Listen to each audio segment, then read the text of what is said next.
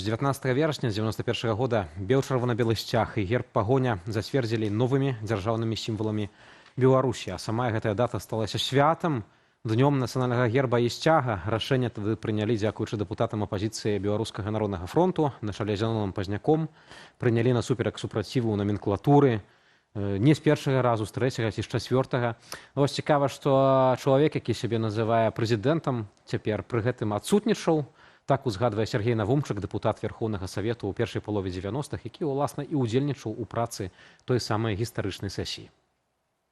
Як вядома, 25 жніўня 91 года была абвешчаная незалежнасць Беларусі. Сесія незалежнасці доўжылася толькі 2 дні, а на верасень, на другую палову, была прызначаная нечарговая сесія, дзе трэба было прыняць пэўныя рашэнні, неабходныя для існавання незалежнай дзяржавы. І я вось якраз трымаю ў руках праект пастановы Прэзідыума Верхоўнага Савета, дзе не было пытання ні пра герб, ні пра сцяг, ні пра гімн, ні пра назву рэспублікі. Вось гэтыя пытанні ўпісаныя тут маёй рукой. Я быў на прэзідыуме, і такая прапанова была зроблена, але яе што трэба было правесці у першы дзень сесіі, ўключыць у парадак дня, што нам і ўдалося. Лукашенко заявіў, што нібыта дэпутаты БНФ падманулі іншых дэпутатаў, не сказалі ім праўды пра бел-чырвона-белы сцяг, пра пагоню. Тут Лукашенко падманывае. Ну, не ў першы раз і не ў першую сотню тысячу раз яму гэта рабіць.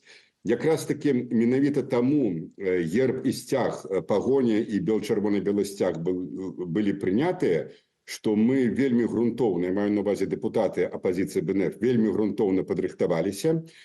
У фае перад авальнай зале была зробленая выстава, дзе былі прадстаўленыя і сцяг, і герб у гістарычным аспекце. І вось перад пачаткам сесіі ў перапынках проста дзесяткі дэпутатаў, не толькі дэпутатаў, і журналістаў, і супрацоўнікаў апарату, і міністры стаялі і чыталі, і для іх многія гэтыя факты былі проста ў навіну. Ну, рэальна, у часы СССР немагчыма нідзе было пра гэта прачытаць, а нашыя гісторыкі гэта мелі, і мы гэта далі.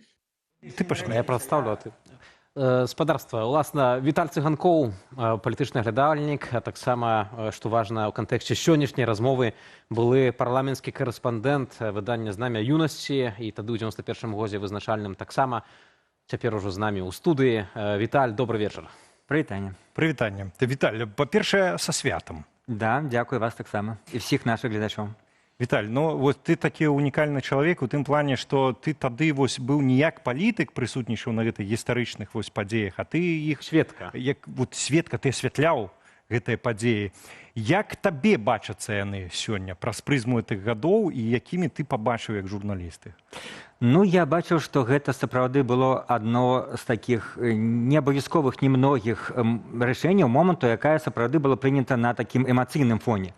Многія дэпутаты так званай наменклатуры, так званай камуністычнай большасці, нагадаю, што апазіцыя БНФ складала толькі приблизно 10% в тым Верховным Совете, агульны такі дэмакратычны лагер складаў приблизно 40%, астатнія былі наменклатура і все члены КПСС, но пасля путча КПСС разваліўся, і пачаліся такія вось рашэнні, і сапраўды яны прынялі на эмацыйным фоне. Некаторыя, вось як правильно казаў Сергей Наумчык, падыходзілі, вывучалі гэтыя все допісы пра пагоню і бел-чырвона-белы сцяг, і для многіх гэта было адкрыццё.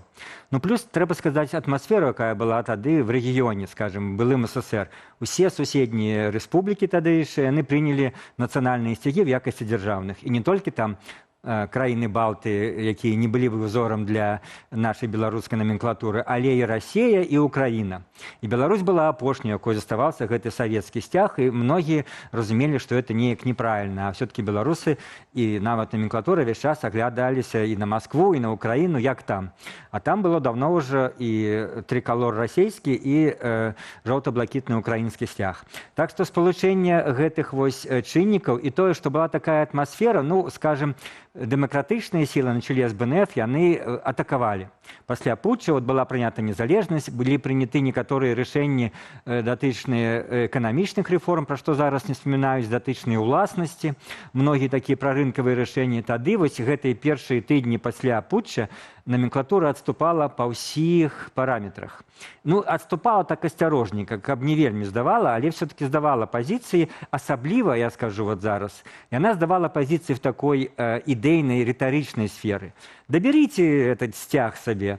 Галоўнае, каб вы на нашу ладу не замахваліся. Берите стяг, берите герб, берите школу, праводзьце беларусізацыю, тэатры там, культуру.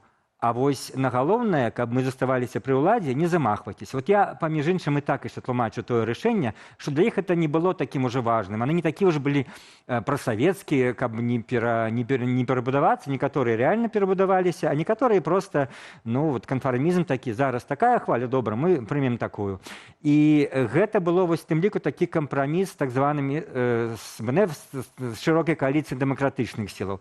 Мы вам аддадзім то, што нам самім не трэба. Вось сцяг, герб, але не аддадзім уладу. І все это проявилось літаральна праз некалькі месяцаў в 92-м годзе, калі БНФ уже поставил пытанне пра рэферэндум, пытанне пра ўладу, рэферэндум, каб правесці новыя выбары. І тут они уперлись, і ніякія прыгожыя выступы, ні пазніка, ні навумчыка, нікога на іх не ўплывалі. Бо гэта пытанне ўлады, і тут они не збіраліся саступаць. Але ў 91-м годзе, калі чытаць вось хроніку, таксама кнігу Сергея Навумчыка 91, то вельмі складана ішло гэтае галасаванне, там ледзьве не з 3-4 разу. Конечно. То бок яны упіраліся нават у пытанні акурат нацыянальнай Ну, я ж кажу, гэта не то, што это была інерцыя свядомасці. Таму я казаў, што яны прынялі гэта на значным такім эмацыйным фоне, калі Шушкевіч казаў, старшыня Верховного Совета на той момант, не зразумелі, давайте перагаласуем, не зразумелі. Реально это было 2-3 разы, паколькі не хапала пару галасоў, і не ведаеце, вы падрыхтавалі канкрэтную лічбу, но, по-моему, там было прынята рашэнне літаральна 2-3 галасы,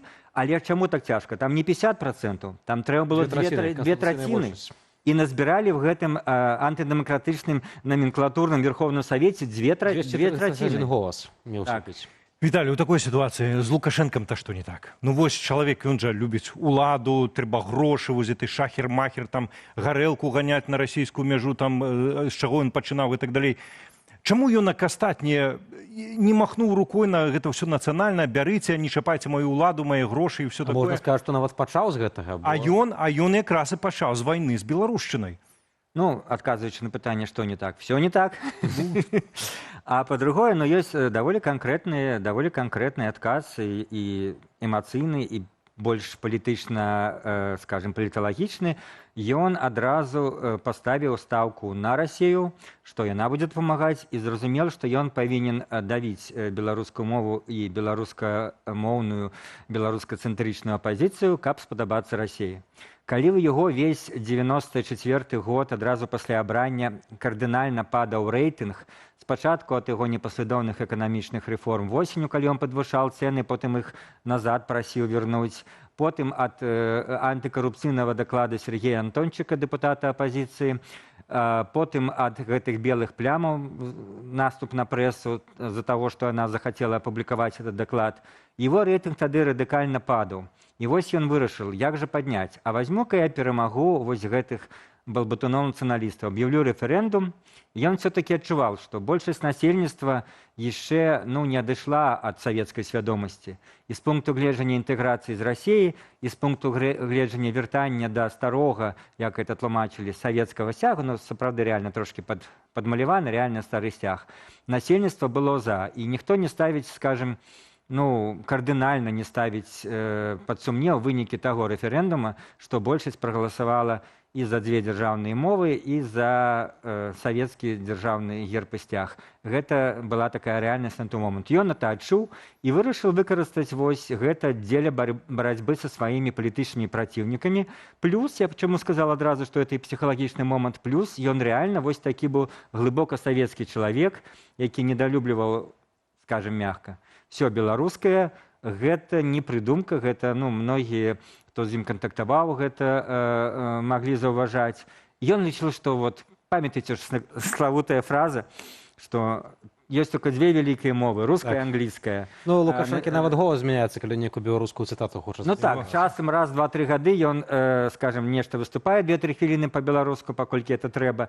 Ну ясна, што вось менавіта яго ўнутранае стаўленне, яно дастаткова, ну, можна назваць антыбеларускае ў тым сэнсе, што не в сэнсе там дзяржавы, а менавіта в сэнсе беларускай мовы і культуры. Яму расійская, савецкая культура, нават не расійская, а савецкая культура, яму здаецца самым вышэйшым дасягненнем. Віталь, вось тут згадалі вы пра гэты рэферэндум. Тут хацеў бы толькі падкрэсліць юрыдычны бок, звяртаюць увагу, што закон аб рэферэндуме забараняў увогуле такое пытанне выносіць на ўсеагульнае галасаванне. Як бы сама працэдура, як гэты рэферэндум прызначалі, таксама была парушана, депутатаў тады збівалі так у Верховным Савеце. Але тут іншы момант адносна грамадскіх настрояў. Вось тут вы бачыце на фоне вельмі шмат нашых суайчыннікаў, гэта кадры з 20-го года, ідуць з чырвона-белымі сцягамі, са сцягамі, якія вымазваліся з публічнай прасторы, за якія пераследавалі, саджалі, збівалі міліцыянты дзесяцігоддзямі. Аднак у 20-м годзе мы пабачылі сотні тысячаў людзей, прытым не толькі ў Менску, сталіцы ці ў нейкім адным горадзе, па ўсёй краіне ад усходу да захаду з чырвона-белымі сцягамі. Ці гэта азначае, што грамадства таксама адышло ад этой савецкай нейкай такой ментальнасці? Ну, безумоўна, это па-першае. Па-другое, но все-таки таксама давайте не будзем перабольшваць глыбіню прабеларускасці тых людзей, усіх мас людзей, якія выйшлі ў 20-м годзе. Выйшлі самыя розныя людзі, і проста ёсць была адна рэч, якая іх аб'ядноўвала. Гэта в дадзеным выпадку ненавісць да Лукашэнкі, і чырвона-белы сцяг там сімвалам, як вы ведаеце, на вайне некая там павязка, гэта нашы, не нашы. З чырвона-белым сцягам нашы. Можа, яны там па-іншаму ставяцца да нейкіх там, да захаду, да Расіі, да рынкавых рэформаў. Але в дадзеным выпадку все это начасова было адкладзена, это было важна. Сапраўды, это был не геапалітычны пратэст, а было важна толькі ты за ці супраць Лукашэнкі, і нікога не было за Лукашэнку, прынамсі ў Менску. Адзін малады блогер тады хадзіў ў жнівеньскія дні, пытаўся, вот адным здымал адным шотам, што называецца, хадзіў па гораду і задаваў пытанні, там 80% было супраць, 10% за, притым ён хадзіў не только по центру, он пошел в тракторный завод и гэтак далей, и там 10% не ведали, что отказать. И все это мы бачили, як ён-то хадзіў, здымаў. Так что такие были настрои, чырвона-белы сцяг стал не толькі сцягам, вот не трэба мець ілюзій там менавіта таких людзей, которые шчыра за беларускую мову і за вяртанне в Европу. А гэта был усіх, хто супраць Лукашэнкі. Ведаеце, памятаеце такія успаміны, людзі нашы, якія тады стаялі на вахце в Куропатах, не будем прозвішча называць, яны пісалі, вот мы стаім, ну не пускаем гэты рэстаран, які каля Куропат был незаконна пабудаваны, і пад'язджаюць людзі туды, в рэстаран, з чырвона-белымі сцягамі. І мы ім кажам, як вы можаце тое месца, тут нельга. Да мы ж супраць Лукашэнкі, а што тут звычайны рэстаран? То бок гэта стал сімвалам всіх тых, хто был супраць Лукашэнкі, на той момант 50-60% насельніцтва мінімум. Віталій, у нас застаецца літаральна хвілінка. Ты яшчэ вядомы сваімі прагнозамі палітычнымі, якія вельмі часта спраўджваюцца. Калі чырвона-белы сцяг і герб пагоня сталіся такімі сімвалямі жадання зменаў, ці азначае гэта, што як толькі абрынецца рэжым Лукашэнкі, то варта спадзявацца, што нацыянальныя сімвалы зноўку займуць сваё пачэснае месца ў якасці афіцыйнай дзяржаўнай сімволікі? Тут, звычайна, прагноз людзі кажуць з аднаго боку, з іншага боку, пры адным развіцці падзей, пры іншым. Да. А тут я магу быць дастаткова радыкальным і адназначным. Так, толькі адыдзе Лукашенко, дастаткова хутка, ну, ёсць варыянт, конечно, калі прыйдзе там, умоўна скажем, дэмакратычная ўлада, ёсць варыянт, калі прыйдзе нейкі такі асцярожны пераемнік, нават ён, як мне здаецца, верне гэты сімвалы, бо его зусім будзе іншая палітыка і з захадам, і з уласным народам, і як сімвал гэтай новай палітыкі, ён прызнае, мне здаецца, і пагоню, чырвона-белы сцяг, асабліва за пагоню, я спакойны в этом сэнсе.